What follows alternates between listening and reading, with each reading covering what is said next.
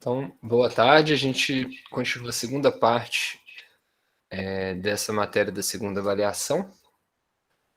Então, a gente viu carga elétrica, campo elétrico, um pouco de eletrostática na primeira parte desse curso.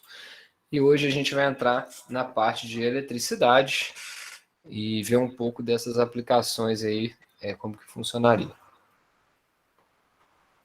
Então, os assuntos que a gente vai abordar nessa aula de hoje vai ser a corrente elétrica, a densidade de corrente, a análise de corrente elétrica no circuito simples, né? O que seria a resistência elétrica, que é a resistência à passagem de corrente elétrica, né? Como que essa resistência elétrica, se ela for diretamente proporcional, ela vai dar a lei de Ohm. A gente vai ver a resistividade, que já é uma propriedade intrínseca do material, né? Como que se funcionaria a associação de resistores, como que funciona um voltímetro, né? E aonde que você deve aplicar o seu valor, né? Os seus potenciais no circuito para medir a voltagem ou o amperímetro. Vamos ver rapidamente sobre reostatos difusíveis, efeito Joule, que tem a ver com aquecimento gerado pela corrente elétrica, energia e potência elétrica, e para fechar, as regras de Kirchhoff de análise de circuitos de nós, né? E alguns exemplos. Então, a corrente elétrica, ela acontece pode acontecer, né, por exemplo, quando a gente tem dois corpos com cargas diferentes, né, igual a gente viu na primeira parte do curso, como que você pode carregar um corpo por eletrização, aqui seria eletrização por contato, e aí ao fazer esse contato com o condutor entre dois corpos, que tem cargas, né, quantidade de cargas diferentes, vai ter transferência de cargas, e a transferência dessa carga é o que a gente chama de corrente elétrica. Então, se a gente vier aqui nesse condutor, né, na hora que a gente tinha, então, um corpo aqui com mais 6, ou seja, faltando 6 elétrons, e um corpo com 4 elétrons em excesso, e ao colocar, né, um condutor entre esses corpos, né, a corrente real, que é a corrente feita pelos elétrons, elas vão estar vindo desse corpo que está de menos 4 para o corpo que tem mais 6. E a gente vê que vai combinar, né, esses elétrons com a falta deles aqui desse lado, que está representada por esse mais, né, de todas as cargas. Então, ó, 1, 2, 3, 4, 5 cargas, né, 5 elétrons vão ser neutralizados, né, por esses 5 corpos, né? E aí no final vai sobrar uma carga de a falta de um elétron aqui e a falta de um elétron aqui. Então, embora a corrente real seja afeita pelos elétrons, porque é elas que se movimentam, né, os prótons ou os buracos não se movimentam, a corrente convencional ela é o oposto dessa corrente real. Então, por mais que é os elétrons que vêm para cá, a corrente convencional seria dada no sentido oposto. Tá? Por isso que aqui está representado a corrente convencional com a seta para cá, né? Que é do potencial, normalmente a gente fala que ele é do positivo para o negativo, né? E enquanto que a real a gente sabe que está vindo do negativo para o positivo, porque é o caminho que os elétrons fazem. Então, essa, né, igual eu falei, essa corrente convencional é como se ela estivesse sendo feita, na verdade, por cargas positivas ou lacunas, né? Porque aí no sentido ele estaria indo do positivo, por exemplo, da bateria, para o negativo, né? E enquanto que a corrente real é feita por elétrons no sentido oposto. Tá? Então essa corrente elétrica vai ser uma grandeza escalar, que é relacionado com o fluxo de cargas, a quantidade de cargas que passam, né, numa certa área da seção desse fio. Né? Quantitativamente, ela tem a ver, né, com o tanto de cargas que flui por essa seção por unidade de tempo. Né? Então, a variação da carga no intervalo de tempo numa certa seção que eu estou observando desse meu fio condutor vai ser a corrente elétrica que está sendo dado nele. Então, a gente viu que a carga, né, na primeira parte desse curso é dada em Coulomb, o tempo é dado em segundos, e a corrente elétrica, que vai ser a unidade de carga por tempo, então é Coulomb por segundo, vai ser dado em ampere, né, no nosso sistema internacional. Então, esse fluxo de cargas, né, em geral, né, ela acaba não sendo muitas vezes constante. Então, aqui do jeito que está na equação anterior, né, estaria tratando de uma certa quantidade de cargas total num tempo médio. Mas se você quisesse saber qual que é a quantidade de cargas no intervalo de tempo infinitesimal, naquele instante, em vez de eu ter um valor médio, né, eu calcularia através, né, da variação da carga no tempo em qualquer instante, através da derivada, igual a gente está tendo aqui, derivada temporal. Né? E se eu passar aqui o dt para o lado de cá, ó, ou seja, se eu passar o meu intervalo de tempo para o lado de cá e integrar, né, eu estou pegando uma área que é a corrente total utilizada. Deixa eu fazer um desenho. Aqui já tem um desenho sobre isso. Eu ia fazer, mas já está aqui. Ou seja, se eu tenho um gráfico de corrente por tempo, né? Deixa eu fazer uns comentários aqui nesse slide. Deixa eu ver se ele vai mais um pouco. Isso. Você vai ter unidade de corrente. Vamos ver se isso se verifica, né? Então, ó, a área está mais fácil da gente observar aqui embaixo, né? A área é base vezes altura. Então, o que eu tenho como base? Tempo. Então, a minha base aqui é intervalo de tempo, vezes, né, a minha altura, que é corrente elétrica, que é I. Então, se a gente fosse pegar em unidades aqui, né, isso aqui é segundo, vezes a corrente, que é Coulomb por segundo. Então, no final, né, eu estou pegando a unidade de Coulomb. Então, a área de um gráfico de corrente por tempo é a carga total em Coulomb, né, que foi transportada nesse intervalo. Tá bom? Isso é só para vocês verem em termos de dimensão. E igual a gente viu anteriormente, né, essa corrente que ela, né, num tempo médio, ela é dada pela carga total que passou numa certa área de seção no intervalo de tempo, eu poderia ter a corrente instantânea como sendo, né, a variação local dessa corrente, dessa carga. Deixa eu apagar aqui.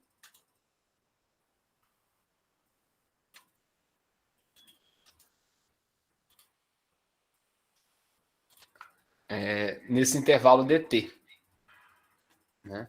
Aí para a gente chegar nessa integral aqui, né, a gente acaba passando, fazendo a integral em dt dos dois lados. Então a gente tem que dq, que uma carga infinitesimal vai ser acumulada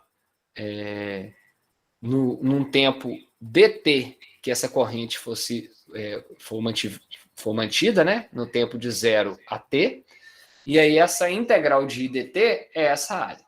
Tá? Então, ao fazer essa integral, na verdade, eu estou contabilizando todas as cargas em Coulomb que foram transmitidas nesse intervalo de tempo, através dessa integral. É lógico que isso aqui é mais uma coisa de informação, né? Vocês não vão precisar resolver integral nenhuma, é só saber a origem, né, de como que poderia ser calculado a carga total através da corrente do tempo que ela passou naquele intervalo.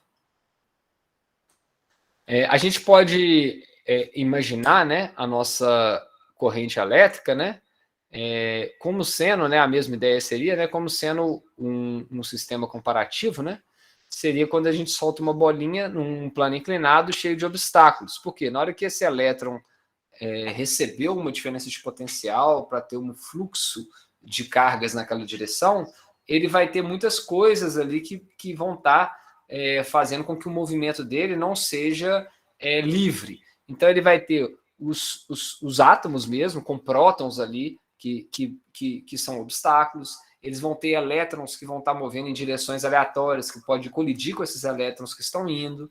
Então, no final, essas cargas, elas vão ter uma velocidade de deriva, né, que não é necessariamente uma velocidade que ela teria de fluxo, como se ela estivesse movendo numa região sem obstáculos. Né? Então, quando a gente coloca um condutor com uma diferença de potencial, o análogo seria isso. Né? Essa que seria a ideia. Né? E, obviamente, que na hora que você está tendo esse transporte de cargas, né, ele faz com que tenha um fluxo de cargas, mas você não tem criação nem aniquilação. Então, são os elétrons do próprio condutor que vão fazer a condução dessa corrente elétrica, e aí eles voltam depois, né? Obviamente, eles passam gerando essa corrente e voltam para a sua fonte. Tá? Então, o número de elétrons e prótons no fio não se altera. Né? Então, esse fio transportando corrente elétrica, ele está neutro.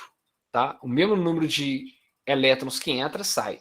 Então, ele não está sendo carregado, ele está transportando cargas. Tá? Então, os elétrons não se movem com a velocidade da luz. Eles têm obstáculos físicos, que são desde os átomos mesmo, os prótons dos átomos da rede, quanto os próprios elétrons que estão se movendo em movimento aleatório devido à energia térmica. Tá? Então, aqui seria uma... Deixa eu apagar aqui, né? Acho que nem dá, porque ficou no slide. Então, nesse exemplo, né, qual seria o valor absoluto e o sentido da corrente no fio nessas extremidades? Né? Então, igual a gente viu lá na parte de fluxo, quando a gente estudou fluidos, né, se você tem uma vazão entrando 5 metros cúbicos por segundo, né, de um lado, entrando 3 metros cúbicos do outro, e aí você tem uma saída, essa saída vai ser uma conservação desse fluxo de vazão, né, em metros cúbicos por segundo, que se entrou 5 aqui, entrou 3, tem que sair 8, né, dessa saída.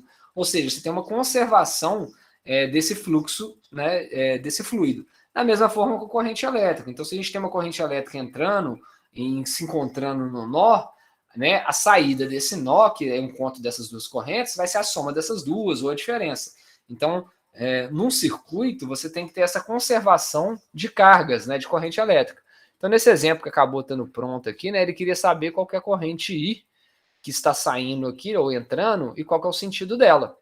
Então, aqui as correntes dadas são essas que estão de tinta, né, no próprio slide, e a de caneta foi a que eu complementei para a turma, né, durante o exercício, que seriam as correntes que estão sobrando. Então, vamos tentar analisar juntos aqui. Ó. Eu tenho 2 amperes vindo desse condutor e 3 vindo desse, encontrando nesse nó. Então, quanto que eu vou ter saindo desse condutor aqui? 5 amperes, a soma de 2 com a soma de 3. Então, agora, nesse ponto, eu tenho 5 amperes entrando. E como que está aqui fora? Ó? Vamos pensar, está saindo 2 amperes para cá. Posso até fazer novas linhas aqui para ajudar uma interpretação. Então, ó, no sentido de cá, está saindo 2 amperes. Para cá, está saindo 1 ampere. Então, ao todo, para estar saindo 2 para cá e 1 para cá, tem que estar entrando 3 amperes nesse ponto. Então, a gente já sabe que está entrando 5 aqui e está saindo 3 para cima. Então, se entra 5 e sai 3, sobrou 2. E os 2 vão estar vindo para baixo, igual está aqui. Então, agora você está vindo 2 amperes para baixo. E aí o problema deu que tem 4 amperes subindo, então tem 2 e 4 vindo, então tem que ter 6, né, passando por aqui. Aí agora sim, se eu tenho 6 amperes entrando e 2 amperes entrando por aqui, eu vou ter que ter 8 amperes saindo, ou seja, a minha corrente I vale 8 amperes e o sentido dela é saindo. Todo mundo entendeu essa ideia de conservação dessa corrente elétrica, que ela não pode sumir e ela tem que respeitar esses sentidos? Todo mundo entendeu esse exemplo? Ótimo. Então, o que é necessário para existir essa corrente elétrica? Então, se você pega um fio, um pedaço de fio, você não tem corrente elétrica, né? Você está ali com os elétrons livres dele, porque ele é um metal, eletricamente neutro, porque os elétrons é igual ao número de prótons, e não tem corrente elétrica nenhuma. Então, para ter movimento de cargas, o que a gente viu lá na primeira parte desse curso? Que você precisa ter uma força elétrica. A força elétrica que vai mover essas cargas pode ser gerada pelo quê? Por uma outra carga, por exemplo. Então, essa outra carga está próxima dessa, ela gera uma força de repulsão ou de atração e faz mover essa carga elétrica. É uma forma de mover. Qual que é outra forma que a gente viu de mover? Um campo elétrico. Né? Então, se eu tenho uma carga, essa carga no final ela tem um campo elétrico que está saindo e entrando dela. E quando eu coloco uma outra carga na região de campo elétrico, essa carga vai sofrer uma força devido a esse campo elétrico. E qual que é uma outra forma da gente fazer um movimento de cargas? Através de uma diferença de potencial, que é uma propriedade do campo elétrico. Então, a gente viu que as linhas de campo elétrico, por exemplo, numa carga pontual, estão saindo dessa carga, mas a um certo raio fixo, a gente tem linhas de equipotenciais que são a diferença, que são esses potenciais elétricos, né? Então, quando a gente chegou a ver no caso de uma carga pontual, né? Vou desenhar aqui, então a gente teria uma carga Q positiva, vamos supor, a gente teria essas linhas de campo elétrico, ó, saindo, né, da nossa carga se ela for positiva. E teríamos, deixa eu ver se eu consigo marcar a cor, ótimo. E teríamos linhas de equipotencial, que seriam esses potenciais elétricos, V1, V2, né? Então, ou seja, toda essa região no mesmo raio em torno dessa carga tem um potencial V1. Toda essa região em torno dessa carga tem um potencial V2.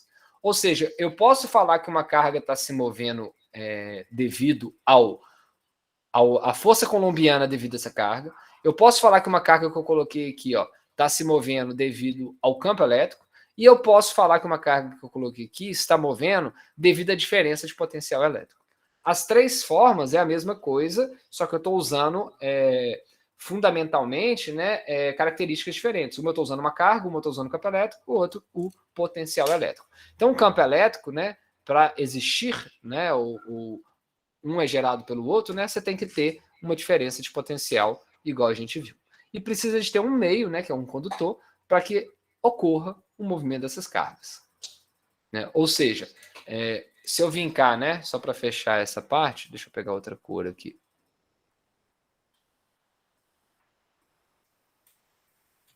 Então, se eu vincar e coloco uma carga agora nesse potencial que está aqui, né, uma carga, sei lá, que é zero inicial, essa carga que está aqui, né, ela vai se mover, né, para essa outra carga devido a essa diferença de potencial. E ela vai querer ir para um potencial menor se ela for uma carga positiva. E aqui é um potencial menor. Ela vai do maior para o menor se elas tiverem o mesmo valor.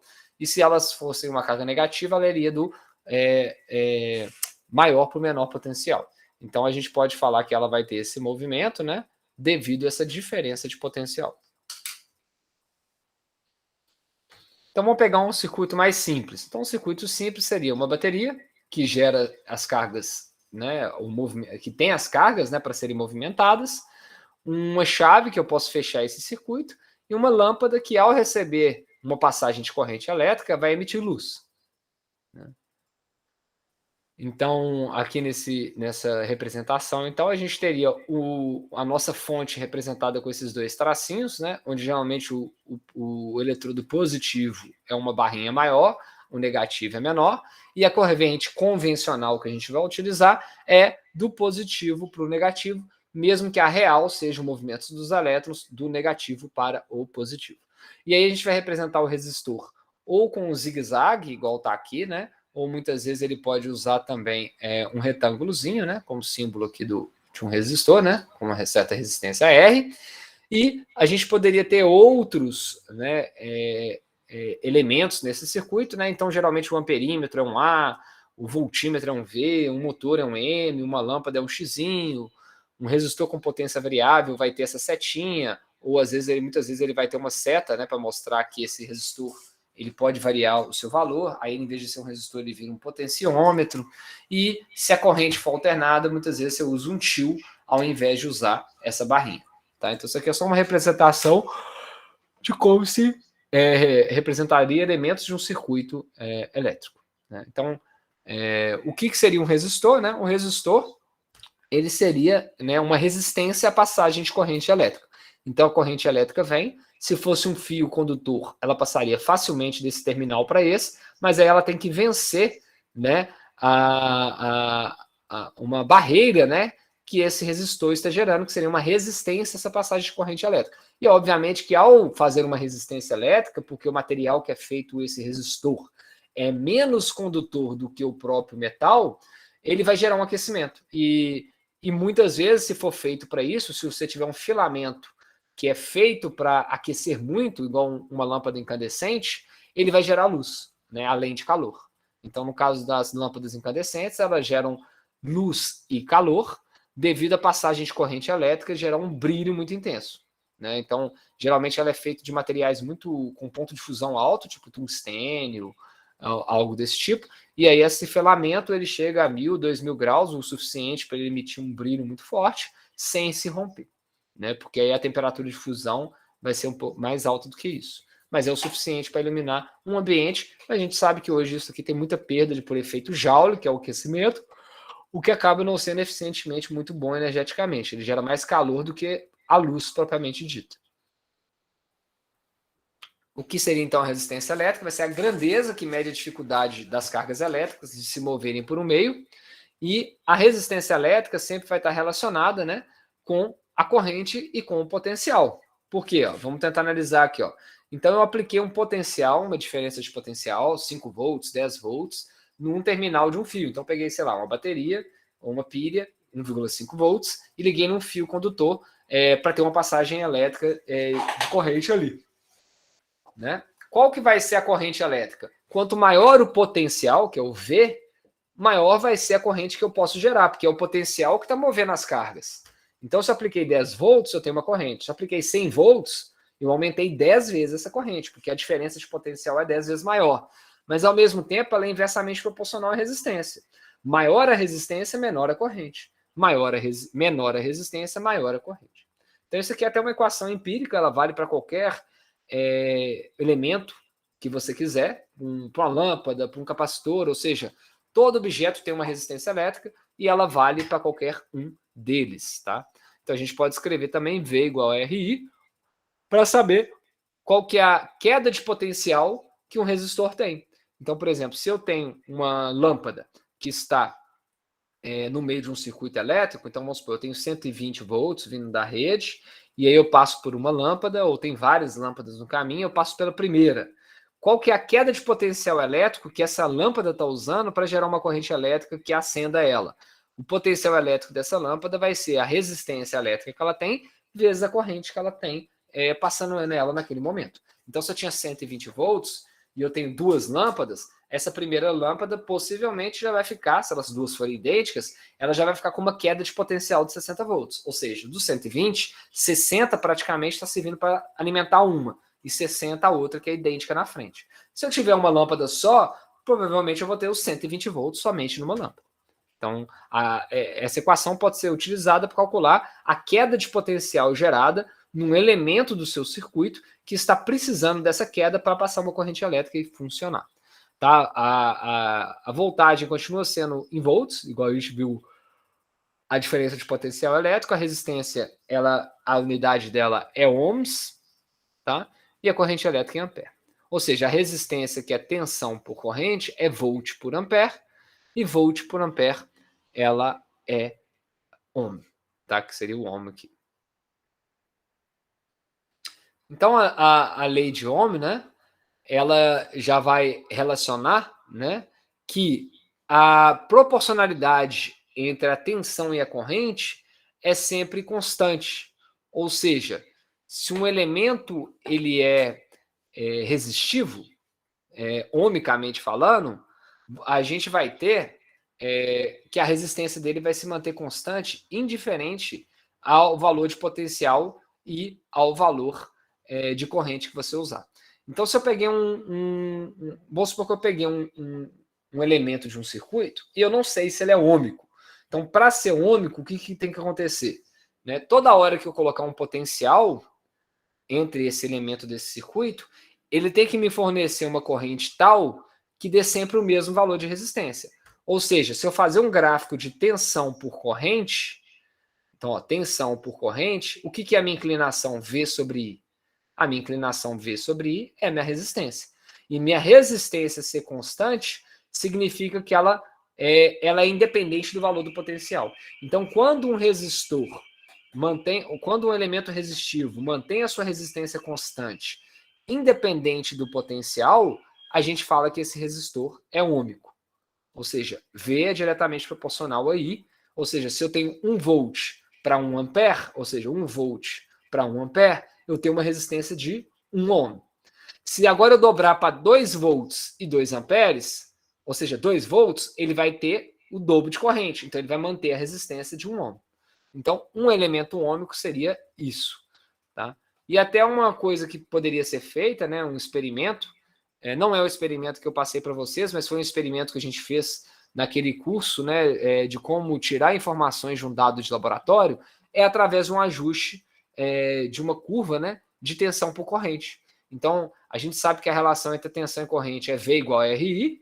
Então, se eu colocar no meu eixo Y, né, igual está aqui, ó, se meu eixo Y for, né, a minha tensão, meu eixo X for a minha corrente, então a minha inclinação vai ser a resistência elétrica. E aí eu posso, então, empiricamente pegar um resistor, que eu não conheço qual que é o valor da resistência dele, colocar várias diferenças de potencial nele, 1 volt, 2 volts, 3 volts, e fazer uma tabelinha, tensão e corrente, plotar num gráfico esses valores de tensão e corrente, igual está aqui, né? Seriam pontos, né? Em vez de ser uma reta aqui, né? A gente teria um ponto aqui, etc. E aí, ao fazer um ajuste linear, a inclinação, que é o alfa, seria, né? Igual a gente está vendo aqui, né? A diferença de potencial ΔV sobre ΔI, que é a própria resistência elétrica. Tá? Se o resistor for ômico, essa diferença é sempre proporcional. Agora, se o resistor não for ômico, por exemplo, uma lâmpada incandescente. O que acontece com a lâmpada incandescente que ela não mantém os parâmetros de tensão e corrente? Você começou, vamos supor, a dar uma tensão elétrica para a sua lâmpada.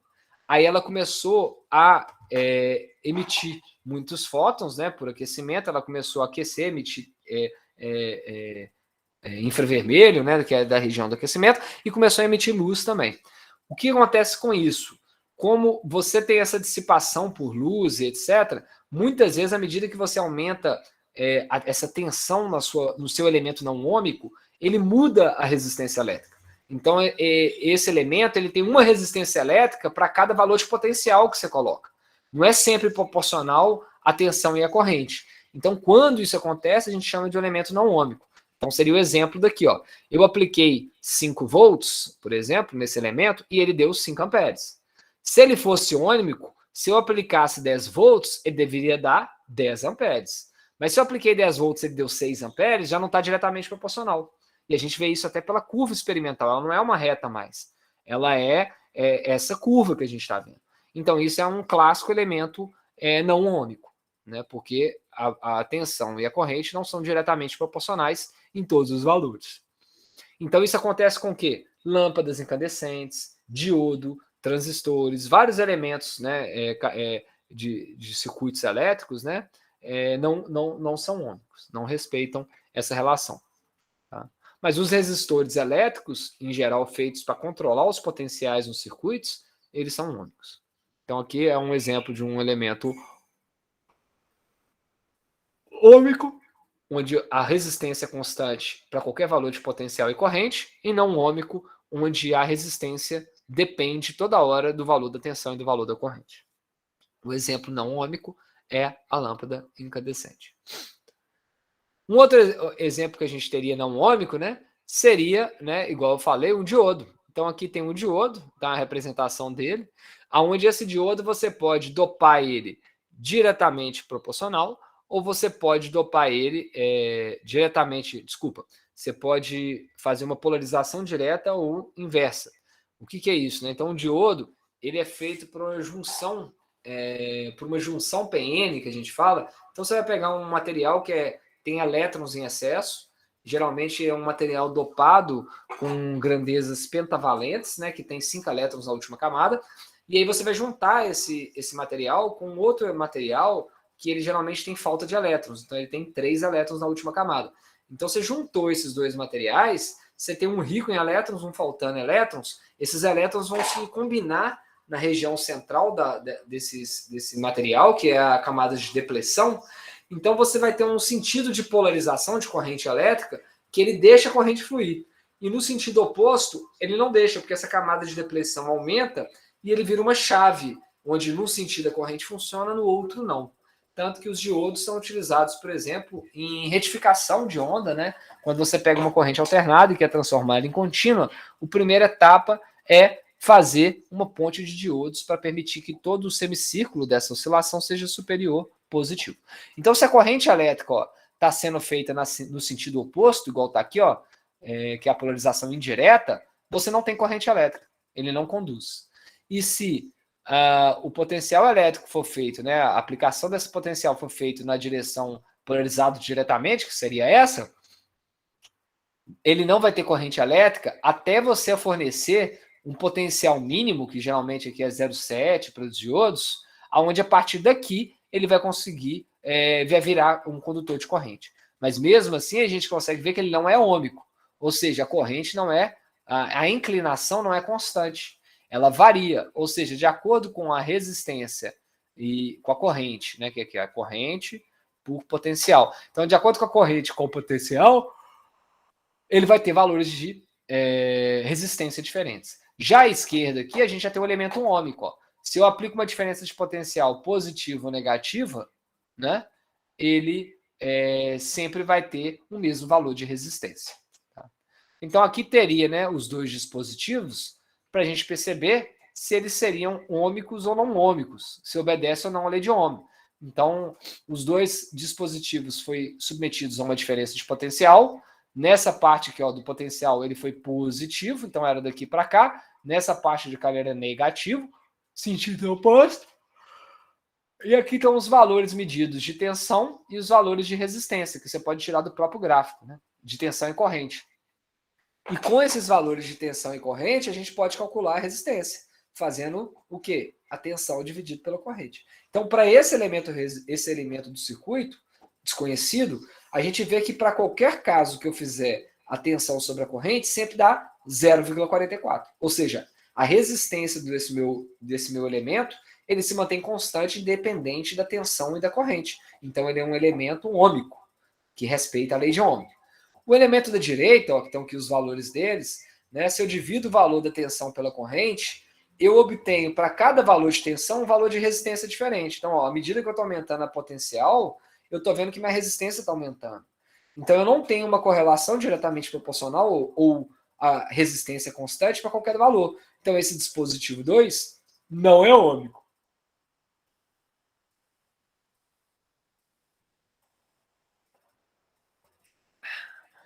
Então, a gente viu a resistência elétrica, né? E essa resistência elétrica, eles perceberam que o mesmo material, dependendo dos tamanhos físicos, né, das proporções físicas desse material, ele pode ter muita resistência ou pouca. O que eu quero dizer? Eu peguei, vamos supor, 1 centímetro de um resistor ômico, né, 1 centímetro de largura, e aí eu estou passando uma corrente elétrica nele, ele tem uma resistência X. Se agora eu dobro fisicamente o tamanho desse resistor, então em vez de ele ter 1 centímetro de largura, ele tem 2, a resistência dobra. Ou seja, o mesmo elemento ele pode ter resistências diferentes de acordo com essas dimensões físicas. Mas existe uma propriedade intrínseca desse elemento que não muda, independente da minha mudança de volume, que seria a resistividade. É a mesma coisa assim, ó, eu tenho, por exemplo, se eu posso pegar 1 quilo de um bloco de aço e 2 quilos de um bloco de aço, não posso? Eles vão ter massas diferentes porque eu tenho volumes diferentes. Mas agora, se eu pegar a minha densidade desse material, que é o volume, a massa por unidade de volume, ela é a mesma. É uma propriedade intrínseca do material, que é a densidade. Então, se eu tenho um bloco de 1 quilo ou 2 quilos, apesar da massa ser diferente, a densidade é a mesma para os dois. Então, a mesma coisa. Eu posso pegar 2 resistores de mesmo material e eles terem resistências diferentes. Mas se eu pegar a resistividade, ela é a mesma, porque ela é uma propriedade do material igual à densidade. Tá? Então, a resistividade ela está relacionada à capacidade de resistir à passagem de corrente elétrica do material, e ela é a mesma independente da resistência, que depende do formato e do volume físico. Tá? Então, geralmente, os metais vão ter a resistividade muito baixa, que é essa resistência à passagem de corrente elétrica. Então, a gente está vendo que ela é dada em ohms por metro. O que significa? Quanto maior o metro, maior a distância que eu tenho do meu condutor, né, o comprimento, maior a resistência. Mas a resistividade continua a mesma. Então, aqui a gente vê que os melhores condutores são os condutores que têm a menor resistividade, que é essa propriedade intrínseca. Então, a prata está aqui, né, e o ouro seria ainda menor ainda, com 1,5 vezes 10 a menos 8. Então, se a gente vai para o alumínio, para o ferro, a gente aumenta quase que uma ordem de grandeza, para 9,7. Os semicondutores, que a gente viu que são materiais que não têm elétrons livres, já vão ter uma resistividade muito maior. E os isolantes que não têm nenhum elétron livre, ainda tem uma barreira de energia que você teria que superar para conseguir conduzir elétrons da banda de condução, da banda de valência para a banda de condução, tem valores enormes de resistividade. Professor? Sim? O alumínio está 2,6 vezes 10 a 8. Menos 8. Não, está menos 8 aqui. Tá ruim para você ver? O menos 8 do alumínio não está visível, não. Não, está menos 8. Tá? Talvez tá ruim aí para você ver no slide, mas todos aqui estão a 10 a menos 8. Todos nessa parte superior, tá? Deixa eu mostrar aqui. Vou tentar desenhar aqui. Então aqui está 2,6 vezes 10 a menos 8 ohm por metro. Tá? Ou seja, o alumínio é pior do que o cobre, pior do que a prata, né? E melhor do que o ferro. Né? E se tivesse o ouro aqui, o ouro estaria antes da prata. Então, por isso que muitas vezes os componentes de áudio de alta definição ou dispositivos que precisam de ter uma pouca perda de corrente na sua transmissão vão utilizar elementos mais nobres como a prata e o ouro, ou capas, né, de capa e ouro. Né? Agora, na hora que você vai transmitir, quando você não tem um problema com essa perda, ou ela afeta pouco o sistema, você pode usar elementos mais baratos. Né? Respondeu a pergunta? Sim, professor. Então, como que a gente pode relacionar a resistência de um condutor com a resistividade? Porque a gente viu que tem relação, né? Entre os dois. Igual a massa tem relação com a densidade, né? Então, a resistência vai depender de fatores como temperatura, tipo do material, que é a resistividade, comprimento, que é a dimensão física, área de seção, que também é a dimensão física. Então, em temperatura constante, né, qual que vai ser a dependência dessa resistência? Então, isso aqui é feito empiricamente, tá? Não é dedução, não é uma equação que você deduz na mão. É uma equação que você pega um condutor, você varia as propriedades físicas dele e vê como que elas alteram a sua resistência. Mas todas elas aqui têm bastante lógica. Vamos ver aqui como. O condutor, ele vai, o nosso resistência, o material que vai ter essa resistência, quanto maior o seu comprimento, maior vai ser a sua resistência. Por quê? Eu estou aumentando a dimensão física que a corrente vai ter que passar por ele.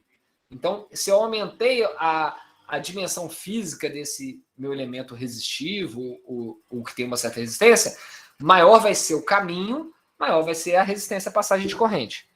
E ela é inversamente proporcional à área. Olha que interessante. Então, se eu tenho uma área muito fininha, a resistência elétrica é alta. Por quê? Eu tenho uma área pequena. Se eu aumento essa área, eu tenho uma área maior para passar mais elétrons. Então, ou seja, para passar mais cargas. Então, essa resistência elétrica cai, porque você tem uma área de transporte maior.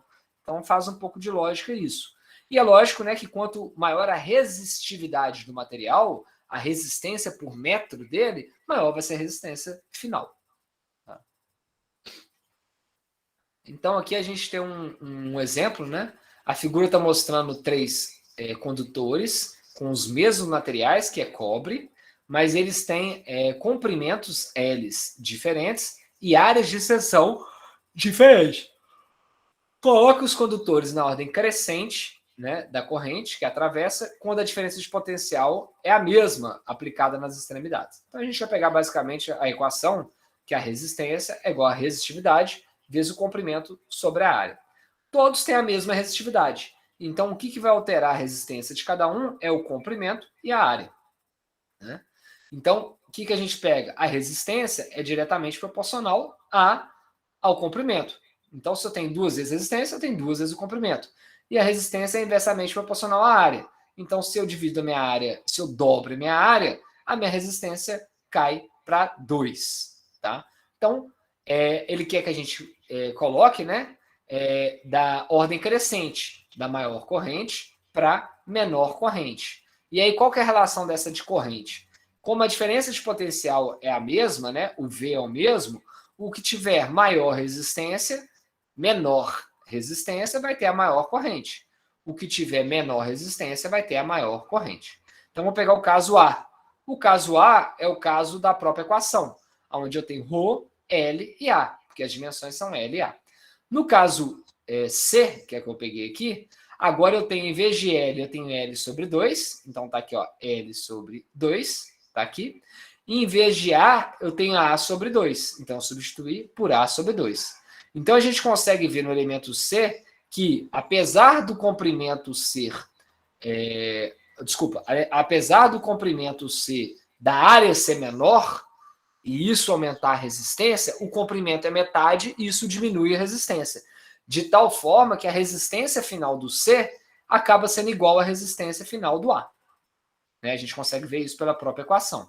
Ou seja, no final a resistência do A é ρL sobre A e a resistência do C é ρL sobre A. Todo mundo entendeu essa dedução? No caso... Entendeu? Tá. E no caso B, como que ficaria? O meu comprimento agora, em vez de ser L, é 1,5L. Então, eu escrevi aqui 1,5L. A minha área, em vez de ser A, é a área sobre 2. Então, ficou A dividido por 2. Então, no final, o meu resistor B, ele tem, né, o B, né, ele vai ter 3 vezes, né, que está aqui, ó, 3 vezes mais resistência, 3 vezes mais resistência do que o resistor A e do que o resistor C. Então, na ordem ficou, se eu tenho o resistor B com maior resistência que A e B, se o B tem maior resistência, ele vai ter a menor corrente.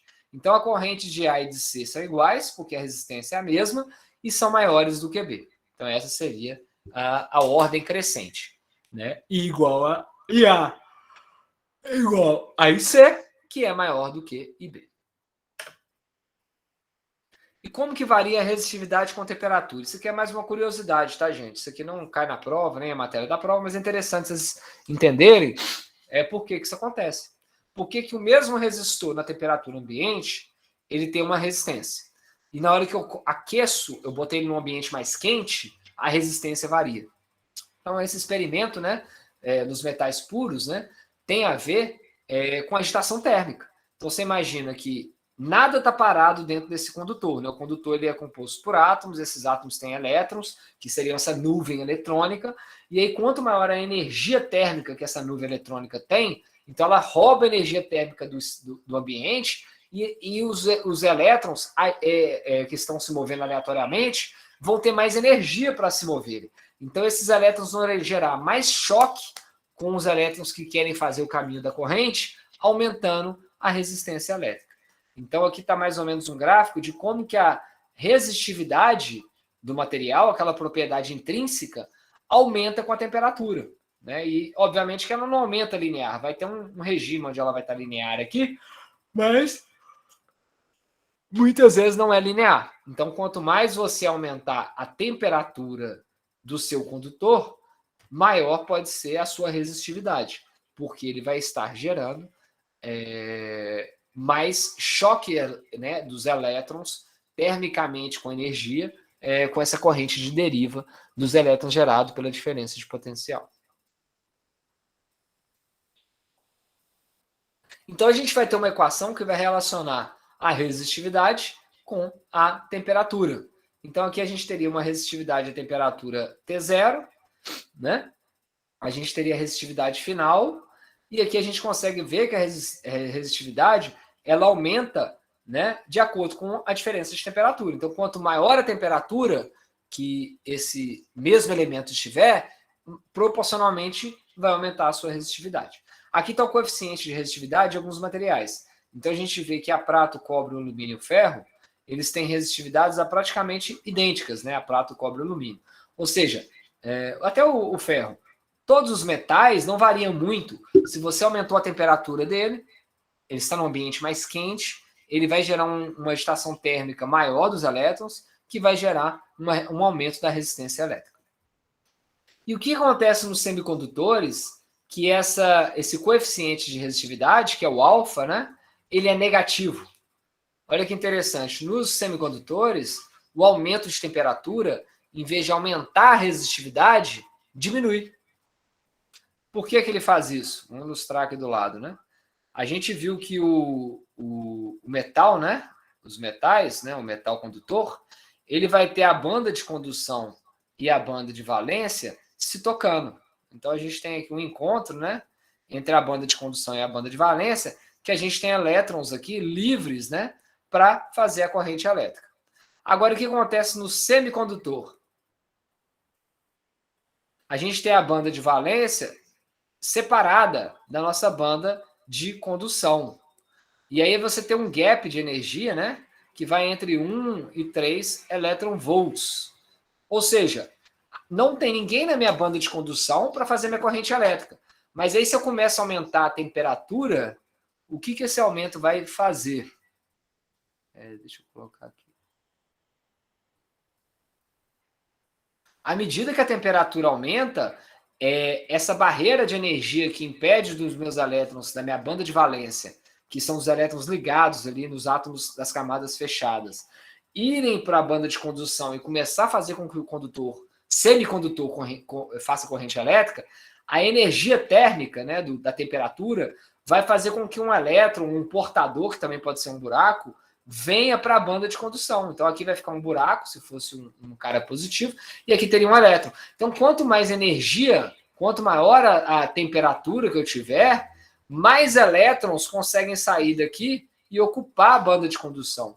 Então, ao fazer isso, a resistividade ela cai, ou seja, a resistência elétrica diminui, né, no semicondutor, quando você tem um aumento de temperatura. Então, o alfa, aqui, ó, ser negativo, significa que eu vou ter um sinal negativo aqui e a minha resistividade, em vez de aumentar, ela vai diminuir, né? Então, enquanto os metais aumenta a resistência devido à resistividade com o aumento de temperatura, os semicondutores diminuem a resistividade devido a essa promoção eletrônica devido à energia térmica.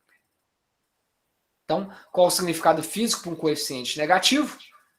Diminuir a resistência elétrica ou a resistividade, né? Vamos estudar aqui agora a associação de resistores em série, tá? O que seria?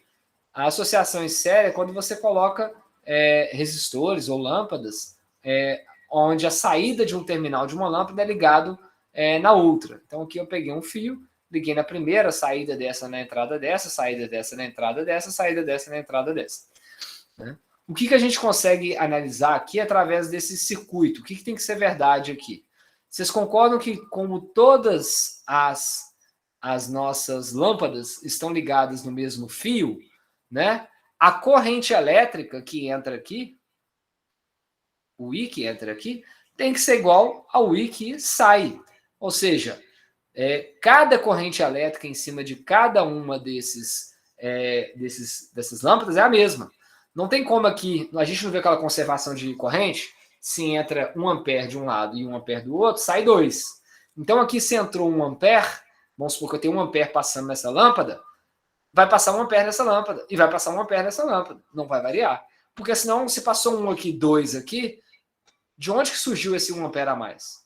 Então, uma característica da nossa associação em série é que a corrente elétrica é a mesma em todos os elementos, né, do circuito.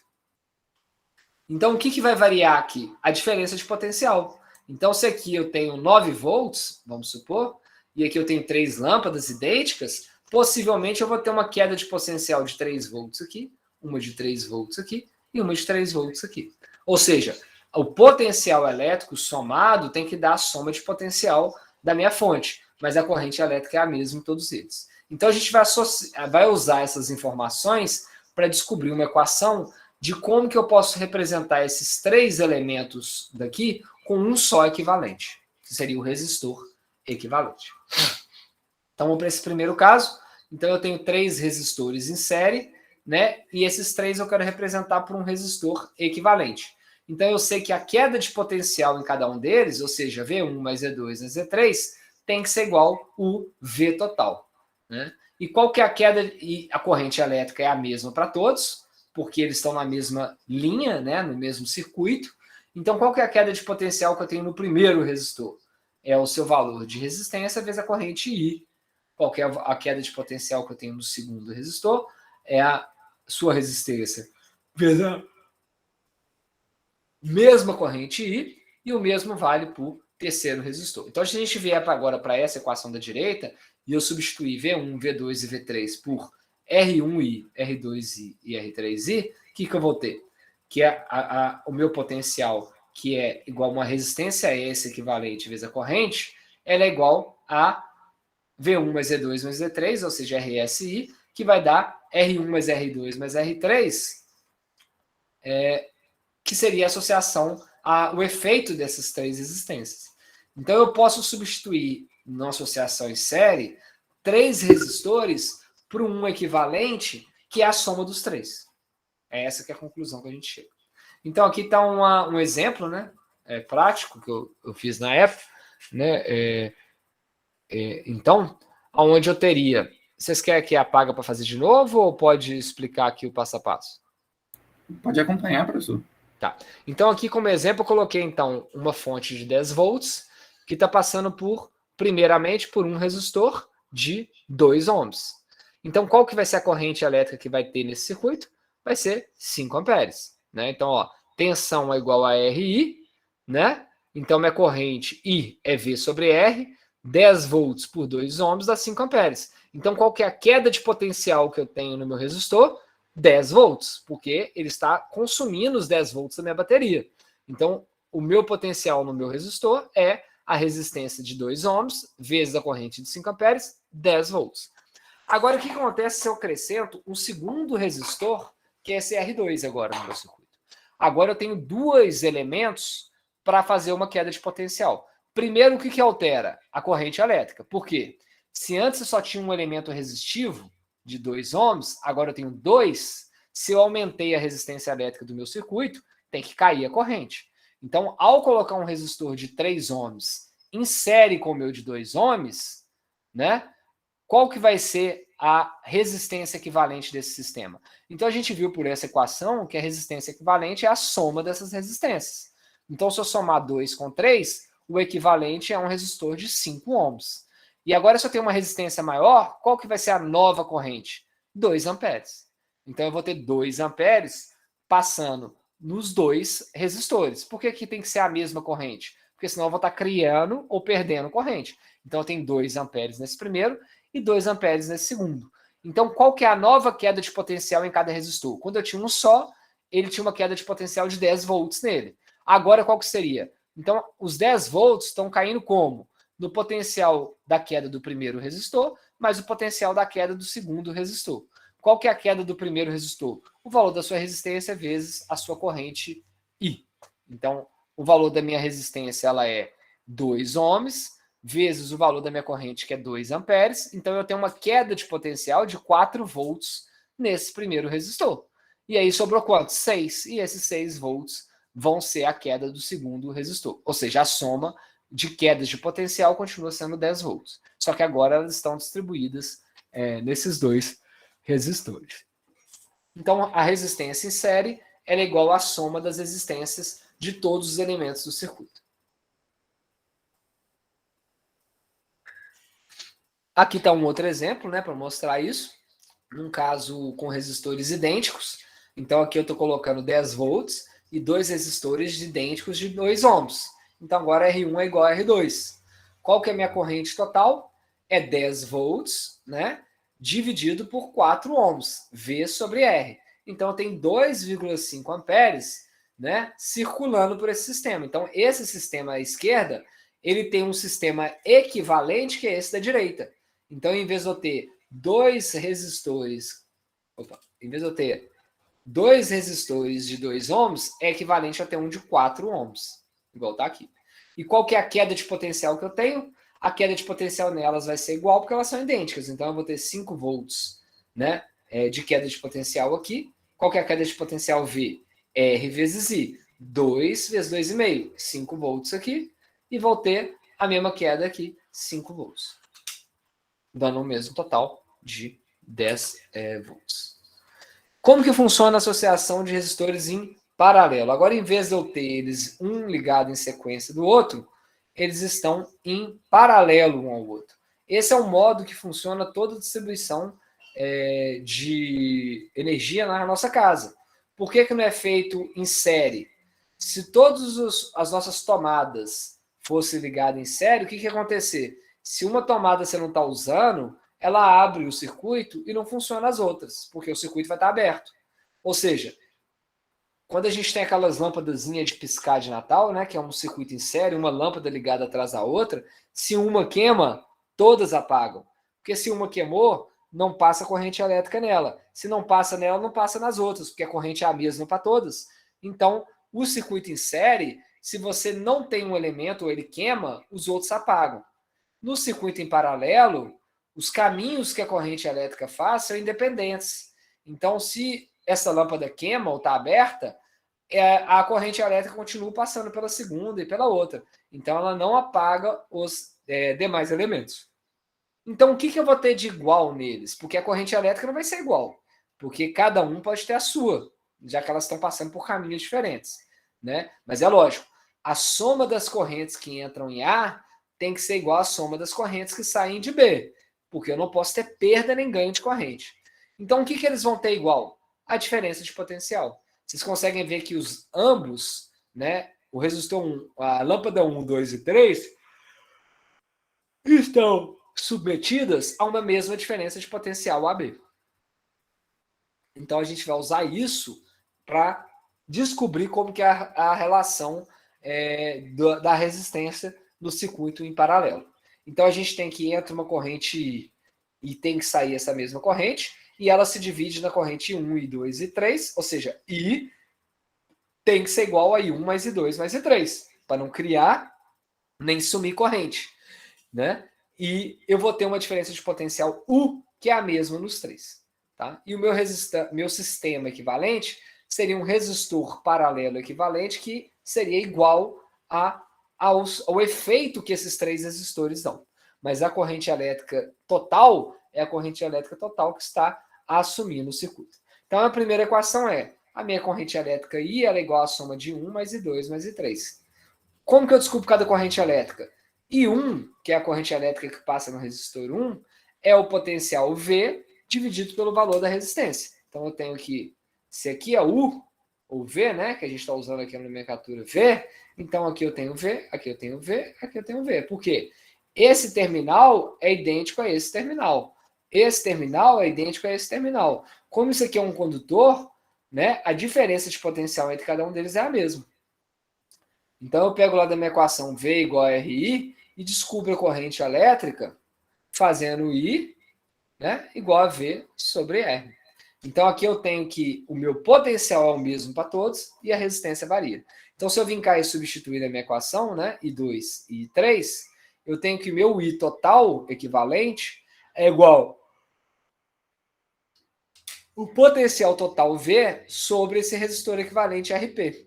E eu posso descrever isso como sendo a fonte das correntes 1, 2 e 3, que é V sobre R1, V sobre R2, menos R3. Ou seja, eu posso cortar aqui, né, o numerador, que é o mesmo para os três, e relacionar 1 sobre a resistência equivalente em paralelo como sendo 1 sobre R1, mais 1 sobre R2, mais 1 sobre R3. Ou seja, eu já consigo calcular de cabeça, né, usando essa equação, sem precisar fazer essa interpretação. Então, a resistência equivalente é igual à soma de 1 sobre as resistências. Ou seja, quanto mais resistor em paralelo tiver, menor vai ser a resistência.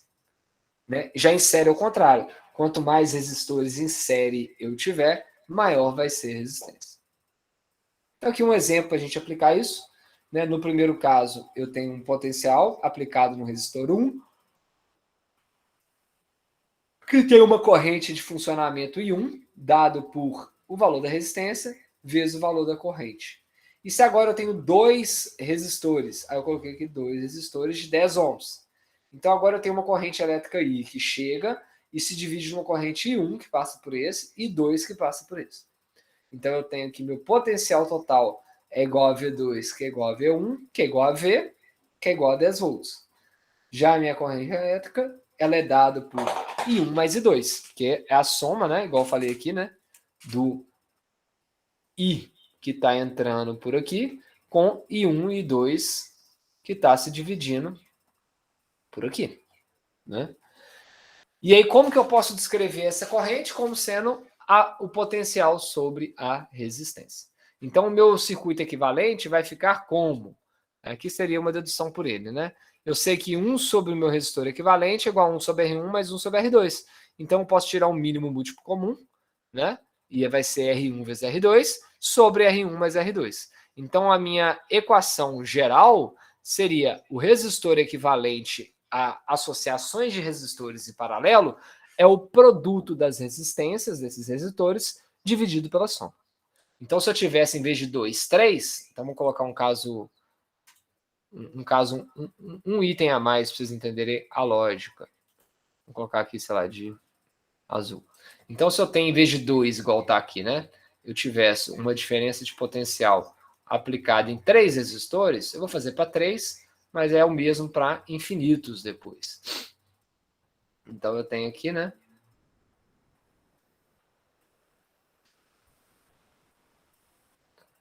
Positivo, negativo.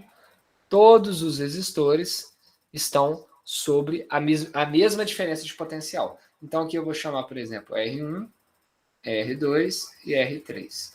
E aí vamos supor que eu quero aqui meu potencial V. Eu quero descobrir qual que é meu potencial, meu circuito equivalente com um resistor só. Então, esse aqui seria meu R equivalente. Então, qual que é o R equivalente que eu posso usar para 3 resistores que são que é equivalente a eles? Tá, obrigado. Vai ser o quê? Então, meu resistor equivalente vai ser 1 sobre R1, mais 1 sobre R2, mais 1 sobre R3. Mas na hora que você tiver um múltiplo comum e inverter, desculpa, né? 1 sobre ele, né? 1 sobre ele é igual a 1 sobre isso. O que eu vou encontrar? Eu vou encontrar que meu resistência equivalente é igual a R1 vezes R2 vezes R3 sobre R1 mais R2 mais R3. Então, se aumentar 4, 5, 6, essa equação vai aumentando os termos. Tá bom? Então, aqui está um exercício. Deixa eu fazer uma coisa. Como a gente está indo para essa parte, eu vou apagar aqui a solução desse exercício e vou deixar vocês tentando fazer uns 5 minutinhos ou 2, tá? E a gente faz juntos, se for o caso, depois, para vocês praticarem um pouco as equações, tá? Então, cada um pega seu papelzinho em casa aí, a resposta já está aqui. Então, o problema é, né? Calcule a resistência elétrica, deixa eu apagar os dois aqui, o próximo a gente faz em seguida, né? Calcule a resistência elétrica de um fio de cobre, utilizando instalações domiciliares de 60 metros de comprimento, 3 milímetros quadrados de área de seção e com resistividade igual a 1,7 vezes 10 a menos 8. Qual que é a resistência que ele vai ter? Então, só para lembrar vocês, né? A equação que vocês vão usar da resistência elétrica é a resistividade vezes o comprimento sobre a área. Então, eu vou dar aí alguns minutinhos para vocês tentarem fazer esse problema, 2 ou 3 minutinhos, né? Ou seja, substituir basicamente essas grandezas e encontrar o valor da resistência, e daqui a pouco a gente faz. Tá bom? 2 minutinhos, eu vou aproveitar para beber uma água e já volto.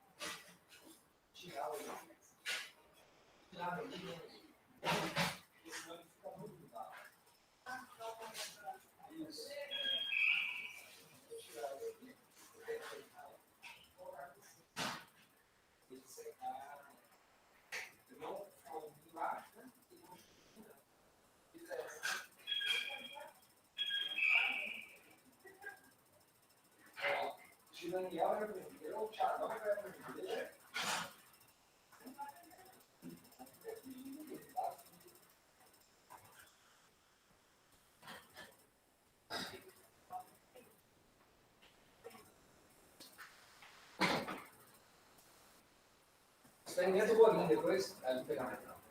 Experimenta o bolinho de chocolate.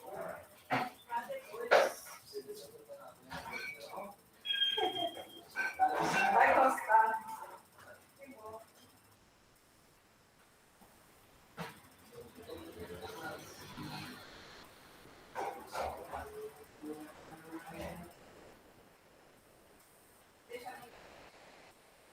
Isso. Você trabalha? Não é só para ela não ficar na ligação. Para não suar, né? Deixa eu voltar aqui.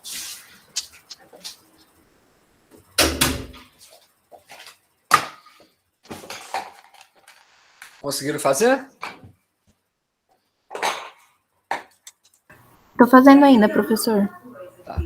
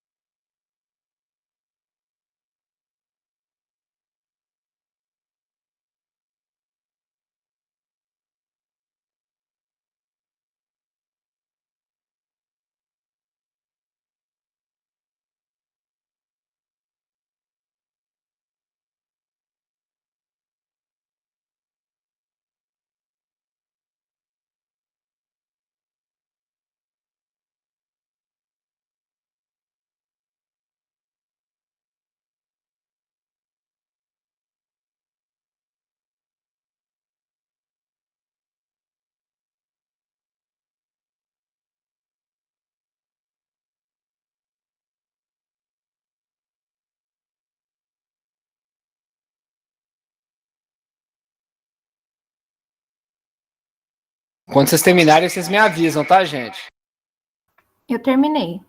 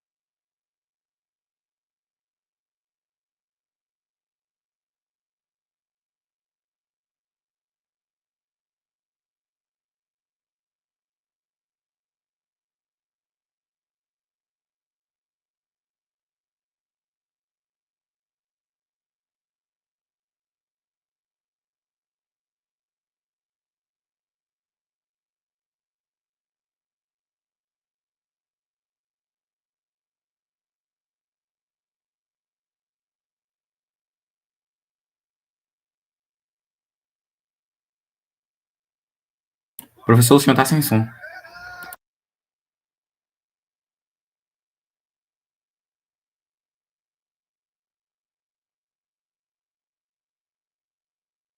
Obrigado, tá? Desculpa que eu tinha cancelado aqui para não ficar barulho externo.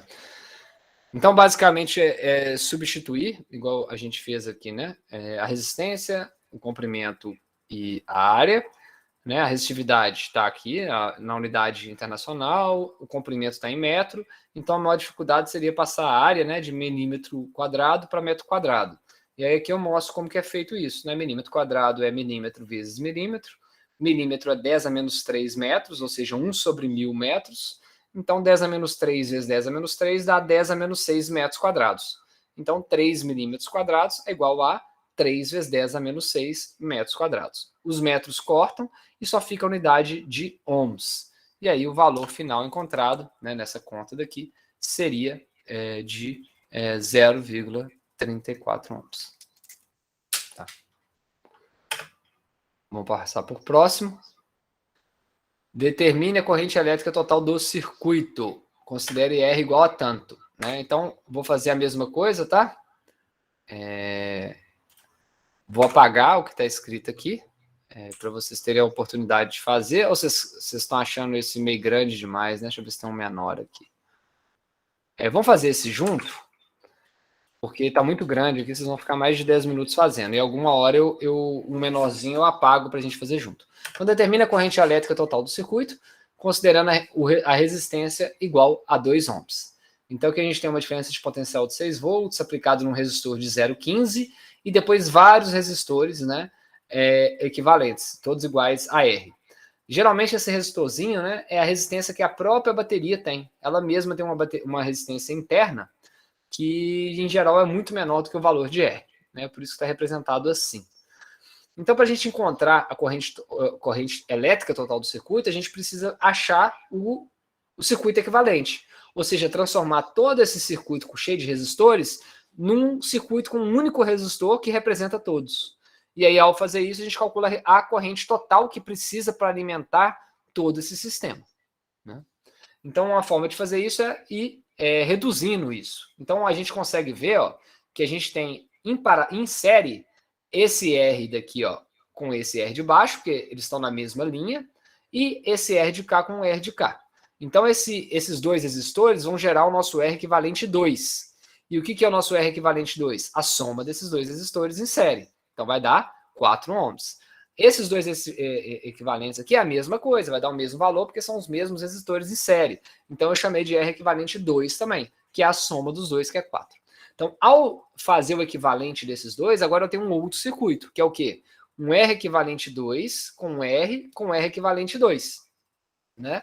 Ou se eu fosse representar desenhando, né, com R, então eu tenho aqui agora 2R, aqui eu tenho 2R e aqui eu tenho R. Então, agora eu tenho três resistores em paralelo. Esse com esse com esse. E a ideia é achar com esses três um resistor equivalente 3, que substituiria os 3 que está aqui.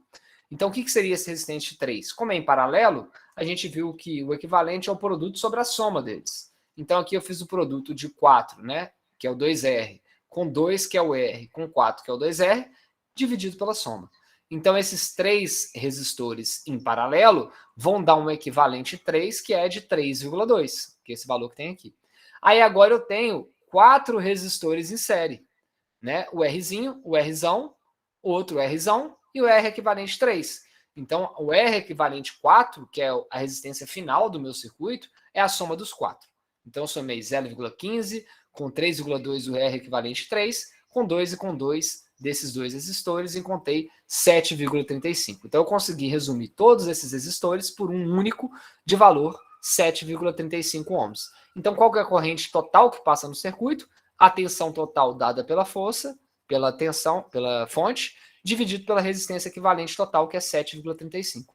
Então, a corrente final desse circuito é 0,82. Tá? Alguma dúvida na dedução?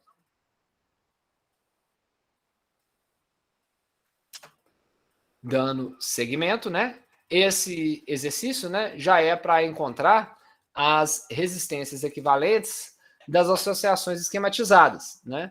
Então, aqui eu tenho entre A e B, qual que é o equivalente para essas duas? Então, vamos lá.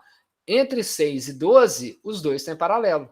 Então, como que vai ser o produto sobre a soma? 6 vezes 12 sobre 12 sobre 6. Então, o equivalente que eu vou ter nesse aqui, eu estou chamando de equivalente REC, vale 4. E aí, depois, esse equivalente que é 4 vai somar com o 10, que é o em série. Então, 4 desse equivalente dos dois em paralelo mais 10 deu um resistor equivalente de 14 ohms. Então, faltou talvez a figura final aqui, que seria, né, o novo entre A e B. Eu vou ter o meu resistor final com 14 ohms, né, que seria esse último, né, que é a soma desses dois em paralelo com esse conjunto em série. Tá? Vamos para o caso B. Eu tenho dois resistores em série em cima e um em paralelo. Você sempre vai fazer, né, obviamente, a resistência mais fácil primeiro, que é essa em série. Então, somando esses dois que estão em série, eu teria 6 ohms. Agora eu tenho 6 ohms equivalente com 3, né, paralelo com 3. Então, é o produto sobre a soma, ele vai dar um R equivalente final de 2 ohms. Ou seja, no final, né, um circuito equivalente a esse é um circuito que tem um resistor aqui, entre A e B, com 2 ohms de resistência. Se tiver qualquer dúvida na dedução, tá? Vocês me falam, tá? Então aqui está feito o primeiro, né? 14. Não, aí agora nem sei qual que é esse. Ah, tá aqui. 14 o primeiro, 2 o segundo, 2,4 o terceiro e 10 o quarto. Então eu vou deixar a letra C e a letra D para vocês fazerem em casa, conferir se bate com esses resultados, para vocês praticarem um pouquinho aí também, tá? O que eu vou dar de dica, né? Nesse primeiro da letra C, vocês vão pegar primeiro em série esses dois, depois em paralelo esses dois, depois em paralelo esse conjunto. Nesse daqui, o que vocês vão fazer? Primeiro em paralelo 15 com 10, depois a série dos três. Tá? É lógico que ao fazer exercícios e se manterem com isso, vocês vão ter uma visão mais simples da equivalência desses circuitos. Vamos agora para o uso, né, do voltímetro e do amperímetro. Né? Então, eles são instrumentos que vão medir, o voltímetro vai medir a voltagem e o amperímetro vai medir a corrente em ampere. Né? O ideal é que eles não interfiram no circuito, né? Que eles mesmo, ao entrar no circuito, não modifiquem a medida que eles estão fazendo. Então, por isso, né, o voltímetro é ligado geralmente em paralelo, igual está aqui, e ele vai ter uma resistência elétrica infinita. Por quê? Dessa forma, ele não vai influenciar no circuito. Né? E o amperímetro tem que ter uma resistência nula, para também não influenciar no circuito, e ele é ligado em série. Vamos ver por quê, então. Então, vamos supor que a resistência que esse cara está entrando, o resistor, né, o voltímetro, ele tem uma resistência, um valor de resistência aqui, ó, que é infinito. Como que ficaria o paralelo dele com os outros? Então, ele daria um R equivalente, ó, que seria, vamos supor, esse resistor. Então, ele estaria, vamos, né, nesse caso daí, né, que ele fosse ser utilizado, né? Se a gente estivesse usando ele em paralelo com um outro problema, então ele seria R infinito, né? Vezes, igual a gente viu o produto, né? O R que a gente quer mexer, sobre R infinito mais R. O que a gente vê nisso, né? Praticamente, né? Nesse caso, nós vamos ter R infinito vezes R dividido por R infinito, né? Que é uma resistência infinita, mais R. Aqui embaixo, praticamente, eu tenho um valor de R infinito. Então, esse valor que soma é muito pequeno comparado com ele. Então, na hora que eu vou ver, ó, a resistência que ele vai ter é praticamente a resistência original do circuito. Então, quando eu tenho um voltímetro em paralelo, em geral, ele tem que ter um valor de resistência muito alto, e esse valor de resistência muito alto, ele serve para não interferir no valor de resistência total do circuito, mantendo a resistência equivalente sendo a do próprio circuito. Já o amperímetro, ele tem que ser ligado em série, igual está aqui. Então, se ele tem que ser ligado em série, a gente viu que a resistência equivalente em série é igual à soma das resistências. Então, ele tem que ter a resistência o mais baixo possível para ele não acrescentar uma resistência no circuito. Por isso que assim, o voltímetro ideal teria uma resistência infinita, o amperímetro ideal teria uma resistência nula. E ambos, né, usariam, então, geralmente esse multímetro tem essas duas capacidades, né, ou poderia ser analógico, igual está aqui, para medir essa diferença de potencial, essa corrente. Se for, né? Exato. O que seriam reostatos difusíveis? Isso é mais uma curiosidade. Tá? Reostatos seriam resistores que você pode variar, né, a sua resistência elétrica. Então, um exemplo aqui analógico, né, seria você ter um fio condutor enrolado e o cursor, né, o movimentador desse reostato vai pegar comprimentos diferentes desse condutor. Então, a gente viu que a resistência aumenta com o comprimento. Quanto maior o número de enrolamentos que ele pegar, maior a resistência. Então, o resistor também é conhecido, esse reostato, também existe como potenciômetro. O que é um potenciômetro? Um resistor de resistência variável. O que seria o fusível? O fusível já é um dispositivo que a gente usa, né, na nossa corrente elétrica, na nosso, né, ou num certo circuito, que ele vai ter uma segurança se existir uma passagem de corrente maior do que a dimensionada. Então, geralmente, sei lá, você colocou lá um fusível de 10 amperes no seu circuito. Então, ele é um fiozinho que permite a passagem de corrente elétrica até 10 amperes. Passou de 10 amperes, ele abre para proteger os elementos do circuito de queimar. Então, é esse o papel do fusível. O disjuntor, né, que é o que está aqui, então esse aqui é o fusível do carro, por exemplo. Ele vai estar ligado lá para cada elemento resistivo, seu farol, vai ter um fusível para ele. Então, se tiver uma descarga elétrica no seu farol por algum motivo, em vez de queimar todo o circuito do seu carro, ele vai queimar um fusível, que protegeu ele de uma sobrecorrente. E aí, muitas vezes, não vai queimar nem o farol. Né? Então, a ideia é um fiozinho que tem uma resistência física somente a passagem de corrente elétrica que ele foi dimensionado. E o que é o disjuntor, que é o que está aqui do lado? O disjuntor, que é utilizado já na caixa elétrica, né, de luz da nossa casa, ele também é feito para proteger a fiação. Toda aquela fiação, ela foi feita para suportar um certo valor de corrente elétrica, que vai ser o que o disjuntor é dimensionado. Se for para chuveiro, é 20 amperes, 30 amperes. Se for para ligar a televisão, etc., geralmente vai ser 10 amperes mais baixo. Ele é uma fita bimetálica que, na hora que a corrente elétrica passa do valor que ele foi dimensionado, os dois materiais que essa fita bimetálica é feita internamente, eles têm dilatações diferentes. Então, como eles dilatam de forma diferente, ela vai encurvar, e ao encurvar, ela vai abrir a ligação. Então, quando geralmente você cai o disjuntor e você fica tentando ligar, você não consegue, porque ele ainda está quente. Enquanto ele está quente, essa fita está torta, ele não vai fechar a resistência elétrica, só quando ela esfriar e voltar para a posição original. Então, também é uma proteção ao circuito. Então, se você está tomando banho na sua casa e está caindo o disjuntor toda hora, o disjuntor não foi dimensionado para corrente elétrica que seu chuveiro está puxando. Aí a solução é você diminuir a potência do seu chuveiro ou não ligar ele no máximo quente. Tá? Só na parte, uma coisa mais prática aí, né? O que seria o efeito Joule? Né? Quando a gente tem um condutor onde passa corrente elétrica, né? Ao passar essa corrente elétrica, ocorre uma agitação das moléculas e essa agitação gera um aumento de temperatura. Então, o efeito Joule é a transformação da energia elétrica em energia térmica. Então, o chuveiro trabalha com isso, o ebulidor trabalha com isso, a airfry trabalha com isso. O que é a airfry? Uma resistência elétrica, né, que está ali aquecendo e um ventilador que está soprando esse ar quente na sua batatinha, na sua comida que está ali para ser frita. Né? Então, ele usa o efeito Joule. É um material que é feito para aquecer mesmo, para liberar a temperatura. No caso do chuveiro, é um resistor que só funciona debaixo da água. Você tira ele da água, ele queima. No caso da airfry, é um resistor mais potente para funcionar em ambiente de ar. Energia e potência. O que seria, né, essa ideia de energia e potência? Então, a gente viu, né, lá atrás, quando a gente trabalhou com a parte de energia potencial, né, que a energia potencial está ligada com o trabalho. Então, se eu tenho trabalho, qual que é o trabalho para eu pegar uma carga nesse ponto e levar até esse ponto? Né?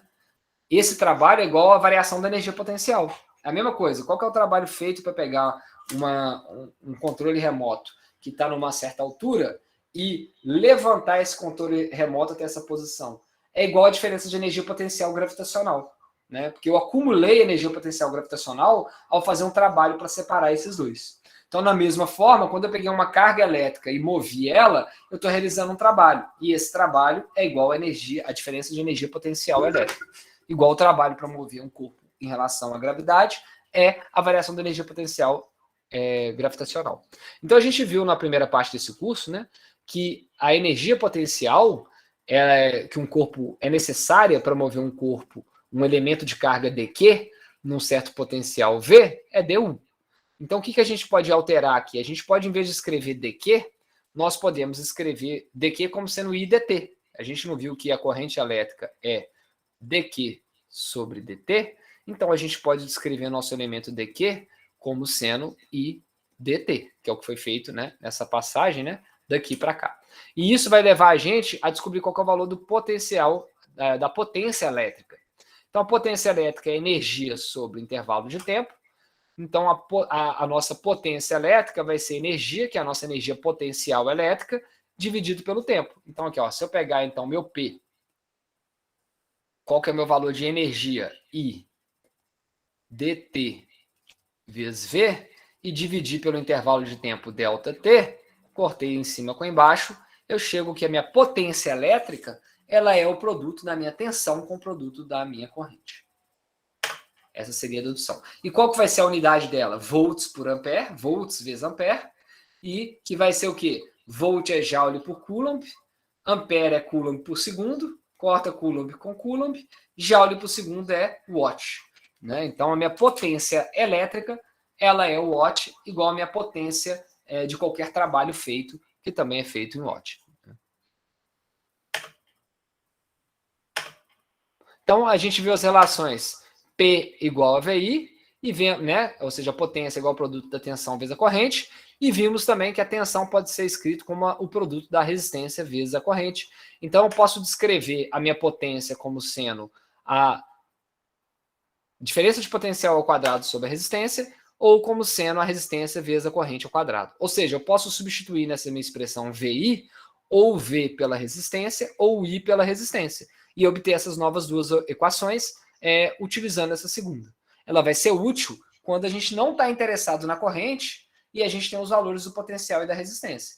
Então, ou seja, se algum problema pergunta qual que é a potência de um chuveiro elétrico de resistência tanto. Aí, em vez de você usar essa equação daqui, que você vai ter que calcular a corrente, você vem cá e já usa essa. Eu tenho qual que é o valor da tensão que está alimentando o meu chuveiro elétrico, né? E qual que seria o valor da resistência elétrica desse chuveiro. Então, não precisaria calcular a corrente elétrica. Então, seriam equações, né, para evitar o cálculo desnecessário, dependendo da pergunta do problema. São equivalentes. Né? Vamos para a regra de Kirchhoff, né, que é uma coisa um pouquinho mais elaborada, que seria a parte mais complexa do que a gente vai ver, né, um pouquinho talvez acima do que a gente viu no segundo grau até agora. Né? Então, para as regras de Kirchhoff, né, a gente vai ter a regra da malha e a regra dos nós. Tá? A regra das malhas fala o seguinte, vamos voltar aqui. A soma das diferenças de potenciais num percurso completo ao longo de qualquer malha é zero. Ou seja, se aqui eu tenho um potencial V, né, e eu vou calcular o potencial da malha, tem que ser zero, porque o que ele está fornecendo aqui de V está sendo usado nesse resistor 1 e no resistor 2. Então, eu tenho mais V aqui, com menos V1, com menos V2, dando um total nessa malha aqui de zero. Então, V mais a queda de 1 mais a queda de 2 tem que ser igual a zero. Ou seja, a queda de potencial da fonte é igual à queda de potencial dos resistores. Tá? E aí a gente vai para a regra do nó. Como que funciona a regra do nó? A soma das correntes que dirigem para um ponto é igual à soma das correntes que partem desse ponto. Então, isso aí a gente já tinha aplicado naquele exemplo anterior. Se eu tenho uma corrente I1 e I2 entrando no nó, a corrente I3 que vai estar saindo vai ser a soma de 2 com mais I1. Então, através dessa regra da malha e da regra do nó, a gente consegue elaborar problemas, né, um pouco mais complexos, né, do que seria feito, né, nesse caso. Né? Então, vamos ver um exemplo aqui para vocês fazerem, mas nesse caso ainda não tem, né? Nesse exemplo aqui. Eu vou deixar para vocês fazerem em casa, tá? É um exemplo que não aplica a lei de Ohm nesse caso, não aplica a regra de Kirchhoff, tá? Então, a gente tem um circuito equivalente. Deixa eu ver quantos exemplos ainda tem aqui, para saber se dá tempo de fazer. Daria. Então, a gente tem exercícios finais aqui, tá? E eu vou fazer com vocês, a gente pode fazer um, e aí eu vou deixar os demais para vocês fazerem em casa, as respostas estão aqui, e aí se vocês tiverem dúvida, a gente usa na próxima aula que é de exercício, para resolver esses exercícios, né? Talvez é legal a gente fazer um de potência, que eu estou vendo que tem aqui, né? Então esse daqui vai usar, nesse primeiro, né? Vai utilizar, não, se bem que esse vai utilizar bastante coisa, né? O circuito equivalente, as medidas de corrente, as medidas de tensão. Então, desses 3 exemplos aqui, eu vou fazer esse primeiro com vocês e eu vou deixar os 2 aqui de baixo para vocês fazerem em casa, tá? E aí, se vocês tiverem dúvidas na resposta, a gente faz na próxima aula. Então, vamos fazer esse primeiro aqui, juntos. Eu vou até alterar um pouco aqui para ter mais espaço, tá? Porque ele está ocupando muito espaço. Isso aqui vai atrapalhar um pouco na hora da resolução. Isso aqui está muito grande. E a resposta também não precisa ser tão grande assim agora. E a gente tem um espaço para trabalhar aqui. Então, está dando para todo mundo ler e ver? Sim, professor. Sim. Então, considerando a fonte do circuito abaixo, igual a 6 volts, né? Então, essa fonte aqui tem 6 volts. Determine a leitura do amperímetro. Então, ele quer saber a corrente elétrica, né? Que está passando aqui, que é o que o amperímetro lê. E do voltímetro. Então, ele quer saber a diferença de potencial, né? Que esse resistor tem. E depois ele quer saber a potência total que essa fonte tem que fornecer para funcionar esse circuito. Então, a primeira coisa que se faz, né? Num problema de circuito é encontrar um circuito equivalente, né? Então, encontrar um circuito equivalente, né, principalmente por causa da potência, né, é a primeira parte. Aí você encontra qual que é a corrente total do circuito, depois você vem destrinchando essa corrente em torno do circuito. Então, no primeiro momento, né, a primeira associação que a gente vai fazer é desses 2 resistores que estão aqui. Então, a primeira equivalência que a gente vai fazer, eu vou ignorar o voltímetro e o amperímetro, depois a gente volta aqui neles, porque eles não estão interferindo no circuito. Então, eu teria aqui, né, o meu resistor de 3 ohms, e aqui eu vou ter agora, né, um resistor equivalente, eu vou chamar R equivalente 1, que é o que vai substituir esses 2, né? Aí que eu teria um segundo resistor, né, de 1 ohm, e aqui eu teria a minha fonte de 6 volts, né? Nesse sistema. Então, como que eu calcularia primeiro esse R equivalente 1? Como é uma associação em paralelo, né, a gente viu que 1 sobre a resistência equivalente é 1 sobre 6 mais 1 sobre 4, que é a soma deles, e a gente viu que isso vai dar o produto sobre a soma. Então, já vou resumir aqui, ele vai dar 6 vezes 4, dividido por 6 mais 4, que é o produto dos dois, sobre a soma. Isso foi deduzido lá atrás, alguma dúvida vocês me param e perguntam. Então, vai dar aqui, né, 24 sobre 10, então R equivalente é 2,4 ohms, esse daqui. Agora eu tenho 3 resistores. Qual que é o equivalente de 3 resistores em série? Alguém pode ajudar aí? A soma dos 3? A soma dos 3, perfeito. Então agora eu vou ter os mesmos 6 volts, mais e menos, com um R equivalente 2, que vai ser igual, né, 3 mais 1 mais o R equivalente 1, que é a soma dos 3. Então, isso vai dar 3, 4, 5, 6,4 ohms. Agora que eu tenho a resistência final do circuito equivalente a todas elas, eu posso calcular a minha corrente total do circuito e com isso já responder a pergunta B, que é a potência do meu circuito. Então, deixa eu já colocar aqui com outra cor agora. Então, agora eu quero calcular a minha corrente elétrica, né?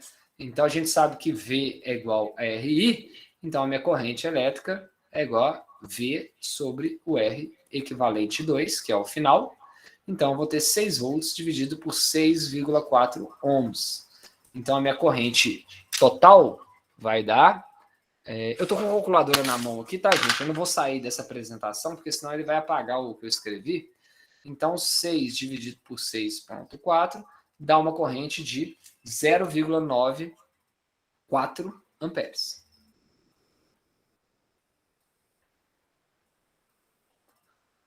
Ou seja, vocês concordam que a resistência I, que está passando por esse R equivalente 2, tem que ser a mesma resistência I que está passando pelos 3 resistores, porque em série não pode ter autorização dessa corrente.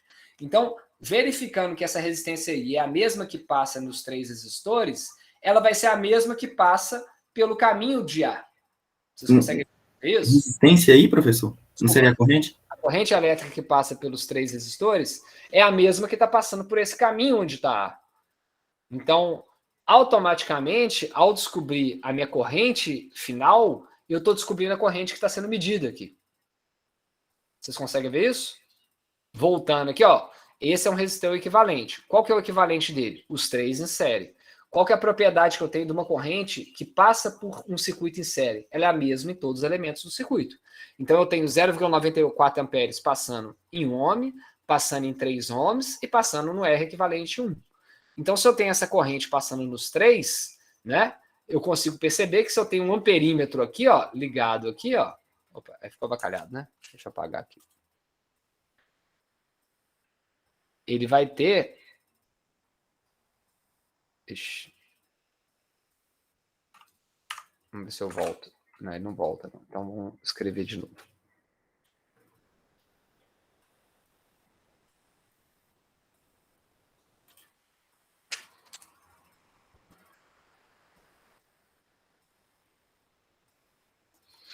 Né? Então, se eu tenho um amperímetro aqui, ó, vocês concordam? Esse amperímetro aqui está exatamente aqui, ó, né? Tá aqui, não é isso? Ó, até desenhei ele aqui. Ele está exatamente aqui. Então, ele vai pegar essa mesma corrente I. Então, qual que é a leitura do amperímetro? Já está respondida, né? A leitura do amperímetro é...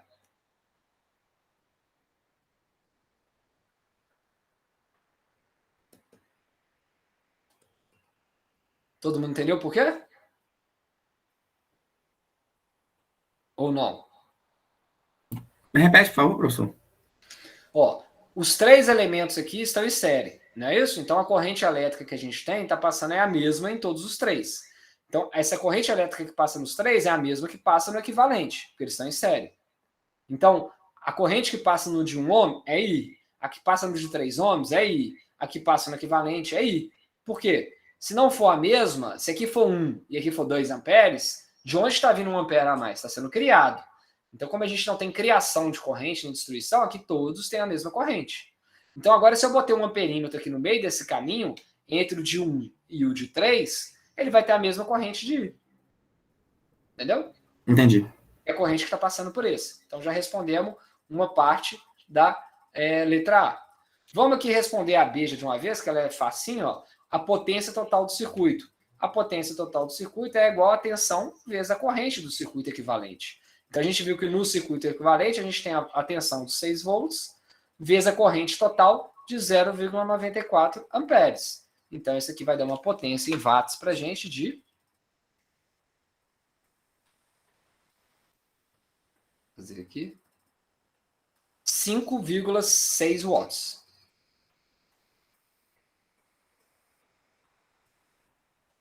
Agora vamos voltar para a leitura do amperímetro do voltímetro que a gente vai ter que fazer, né?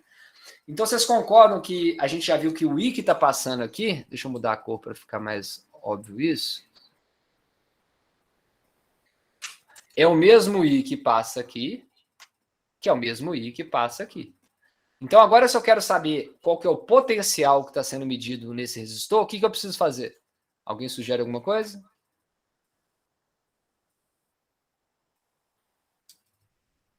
Então, se eu quero saber, ó, o que meu potencial está medindo aqui, meu voltímetro, ele está medindo a queda de potencial aqui.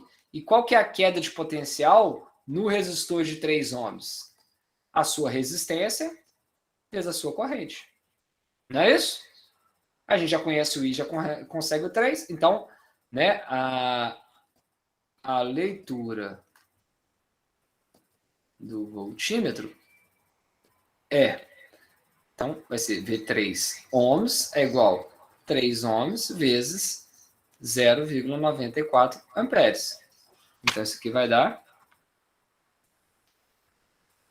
2,8 volts. Ou seja, ele estaria medindo 2,8 volts. Então aqui está com uma precisão um pouco maior, né? A corrente é 0,94, a tensão 2,82 volts, tá? Eu que simplifiquei aqui, né? Mas teria um 2 aqui. Mas ficou embolado agora, deixa eu tirar aqui. E a potência 5,6 watts. Alguma dúvida nesse problema? Não é bem sobre o problema, não, professor. É que, em série, eu entendi. Quando a corrente vem, ela é igual em todos os pontos. Mas ela muda em paralelo? Porque a corrente, ela... Muda. Então, aqui, ó, nesse exemplo mesmo, vamos calcular umas coisas a mais aqui para ilustrar isso. Você vai entender melhor. Vamos botar aqui o verde. Então, a gente viu, ó, a corrente é a mesma que está no equivalente 1. Ou seja, a corrente que entra aqui é I e a corrente que sai aqui é I. Mas na hora que ela entra aqui, ó, ela vai dividir, igual você falou. Ela vai ter um I por resistor de 6 ohms e ela vai ter um outro I por resistor de 4 ohms. Mas no final ela vai somar e vai sair. É isso essa pergunta, né? Sim, é isso. E aí, qual que é o valor, né, para eu calcular dessa corrente? Aí você tem que vir para o equivalente, que é o quê? Primeiro você encontrar o potencial que os dois estão juntos. Então agora vamos fazer uma outra cor aqui para você entender. Vamos pegar o roxo. E aí vamos supor que agora eu quero saber o valor de I que está passando por aqui e o valor de I que estava por aqui. Para eu conseguir fazer o I, né, ele seria o quê? Esse I? Ele vai ser o valor do potencial dividido pela resistência de 6 ohms, não é isso? Aqui vai ser o valor do potencial, que está aqui, né, nessa diferença, dividido pelo resistor de 4 ohms. Como que eu acho esse potencial? Coloco meu voltímetro aqui agora. Qual que vai ser o valor que esse voltímetro vai medir? Então, esse vai ser a tensão do meu R equivalente 1. E quanto que vale essa tensão? V igual a RI. Então, ele vai ser a tensão do meu R equivalente 1 vezes a corrente que passa nele. Então, ele vai dar um valor de... O R equivalente 1 é de 2,4 ohms vezes a corrente elétrica de 0,94 amperes. Então, aqui a gente vai encontrar uma diferença de potencial de... Deixa eu fazer aqui. 2,25. 2,25 volts. Então, eu tenho nesses dois caras em paralelo, né? Então, esse equivalente tem 2,25 volts, que é o mesmo potencial que está nesses dois resistores. Então, vou descobrir agora os valores das correntes. I, que passa pelo de 6 ohms, e I, que passa pelo de 4 ohms. E é lógico que a soma deles tem que dar o I total, né? Porque entrou I, saiu I. Então, deixa eu mudar para verde agora.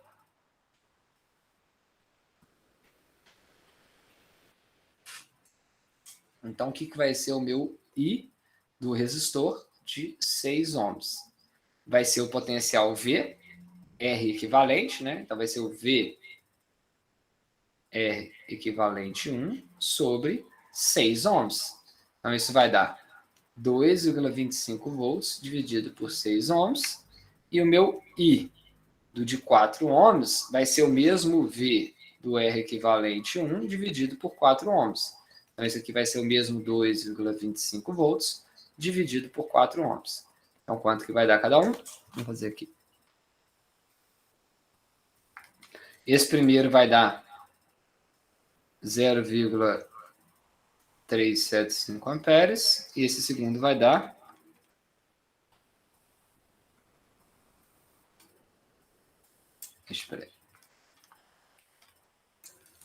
0,56.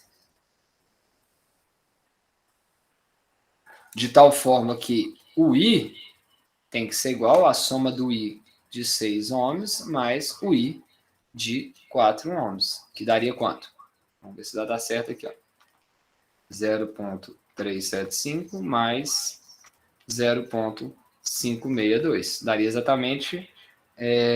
Opa, soma errado aqui. 0,375 mais 0,562. Então, daria 0,94. Entendeu?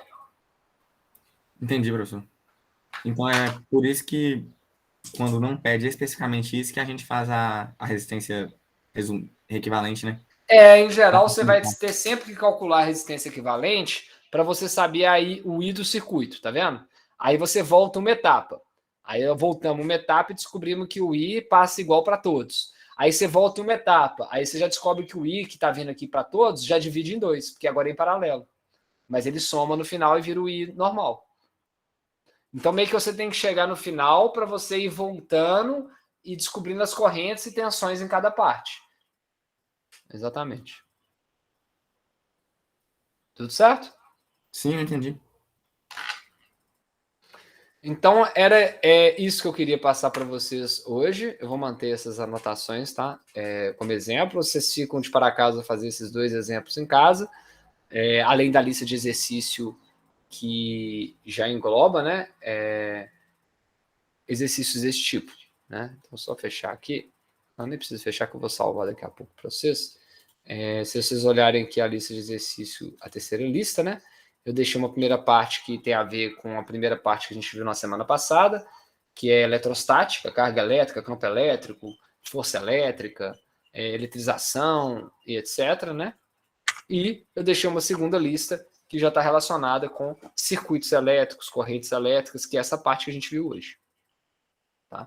Aí, obviamente, né, tem desafios aqui, se vocês não conseguirem fazer, não tem problema, seriam mais, igual tá falando, um desafio mesmo para vocês tentarem, que não é muito fácil a aplicação na primeira vez que vocês forem fazer, né, desses circuitos. Tá? E aqui estaria essa parte que a gente viu, né, até o amperímetro e o voltímetro. Então, apesar de parecer que é muita coisa, a gente está vendo superficialmente cada capítulo, com o que é necessário para vocês aplicarem na biofísica.